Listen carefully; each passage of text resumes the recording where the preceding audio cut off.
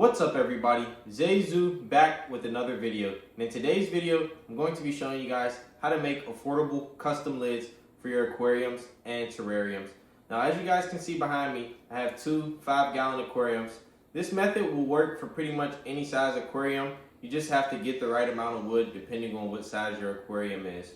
Now these right now currently house my crested geckos. This right here is my lily white crested gecko. If you guys want to see more of that, you guys can go check out my last video where I showed them off and we put them into this setup. The first step before we go over supplies, we need to measure our aquariums to make sure we have the right amount of wood. So first we're going to measure the length of this aquarium. The length of this aquarium is 16 1/8 and the width of this aquarium is 8 3/8. So we're going to write those numbers down and do some math. This is my third time making these. This video started off as a how to create aquarium lids for you guys, but it seems like it's turning into more of a learning lesson for me. The first time, the length and the width were too big. Let's double check and make sure that they both fit. Second time, the length was too big and the width was too small. This is our moment of truth, guys. So we went over everything thoroughly, guys, and these are the numbers that we came up with. This is my piece of notebook paper, and as you guys can see written down, I've accounted for everything, and these should definitely be the right cuts. We have our tank size at the top. We accounted for a little bit of wiggle room on each side, and we accounted for the thickness of the wood, which we double checked. Right here we have all the supplies that will be necessary to construct this build. We have our jigsaw, which is something that I had to borrow from a friend. This is something that I already had, our impact driver. We have our drill bits.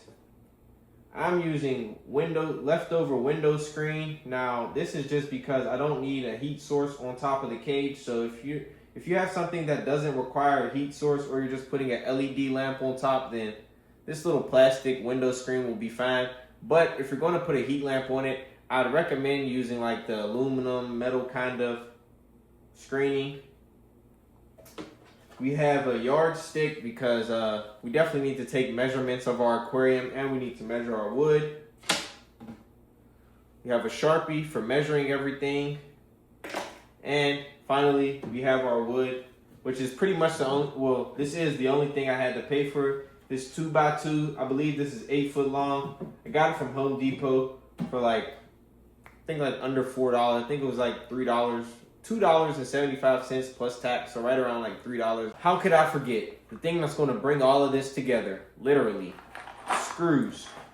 So most of this stuff is either supplies that I already had or just stuff I had laying around the house, which hopefully it's the same case for you guys. That's what really makes this so inexpensive, because honestly, if you don't have a 2x2, you could probably use a 1x1 or a 1x2, or use whatever size wood you have, guys. Like I said, this is an affordable build, so whatever's within your budget or whatever resources you have access to make your lid, feel free to follow along. So those are all the supplies that we're going to be needing for this build. Let's go ahead and mark our wood and get it cut. Right there, mark that. All right, those are the 4 pieces of wood that we're going to be cutting. Safety first. Before we make any cuts, we got to make sure we have our OSHA approved glasses and gloves on. Let's do some cutting.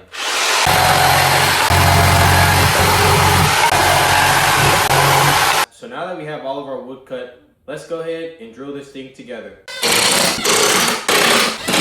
Our lid is put together for the third and hopefully the final time. Let's see if it fits on our aquarium. So I'm just going to do this simple test on one of these ones.